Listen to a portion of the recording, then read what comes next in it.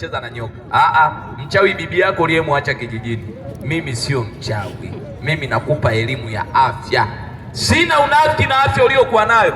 Siri ya Watanzania tunapenda sana ujinga kuliko vitu vya maana. Angekuja Diamond hapa kwa mtu, hii kondomu imeisha muda wa matumizi. Kondomu iki expire ni hatari, chunga usalama. Inachinja bakola za wanaume, inachinja vingamuzi vya wake zetu. Mimi naichana ni kuoneshe siri ya dunia.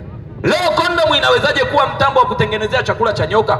Nyoka hali kitu kilichokufa Nyoka anakula kitu kilichokuwa hai. Natengeneza kifaranga hadharani na ichana kondomu hii hapa. Kondomu ina mafuta yanaitwa hydroquinone. Ya ndani yanachinja bakola, ya nje yanaharibu vingamuzi. Hii hapa na chana. Unasikia wanafiki wameanza kujadili eti mtaalamu, mbona mchafu unachania kondomu meno? Wewe unaendaga guest na panga. Wewe ukifika guest ndio wa kwanza, Mama Hadija zima taa. Anazima taa, unachana na meno haraka haraka. Unapachika kwenye kabakola kako kabovu ka uzinifu.